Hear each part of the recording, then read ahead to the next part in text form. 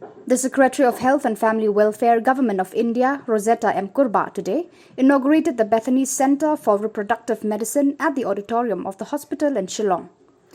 With the reproductive centre in the state, it will bring infertility treatment closer to the people, Kurba said. She also said that instead of couples madly chasing for care and treatment outside the state, now with the centre, it will bring treatment and protection close and at ease. It is a matter of great pride for all of us that this centre is being launched on the 50th year of Meghalaya's statehood, when the entire state is poised towards making greater strides in improving the overall development of its people, improving the quality of life for every individual, and most importantly in health, including maternal and reproductive health. Who have experienced the situation, how they have gone, not only in Guwahati, they've gone all over to Delhi, Madras, Chennai. It's like madness chasing after, care and to get this, to have a child, to be exact. So what happened is at this point of time, where we are, having a child naturally also is very, we all know how it is, There's a lot of kind of uncertainty for a mother. But then, being a mother, it's something which, it gives a lot of hope. It gives a lot of purpose. Therefore, I understand the stress that goes through a family which, doesn't, get pregnant, naturally.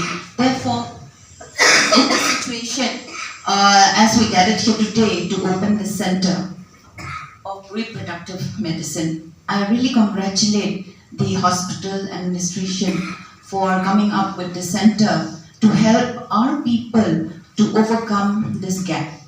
Speaking to the media, Dr. Batiston Diwanba, in vitro fertilization consultant and infertility specialist of Bethany Hospital, said the centre will help those couples who are not able to achieve parenthood and ease down the tension, the anxiety and the stress and help them achieve parenthood at the earliest. Unfortunately, infertility or subfertility in the country of India has not got the importance it deserves due to a lack of data. We all know that the ability of a couple to achieve pregnancy decreases with the increasing age of the female partner. Witnessing a significant rise in the late marriages in the 21st century, the prevalence of infertility is said to be witnessing an increasing trend. Of the 60 to 80 million couples worldwide suffering from infertility, a rough estimate of at least 15 to 20 million of these couples are in India, which translates to a rough estimate of about 25%.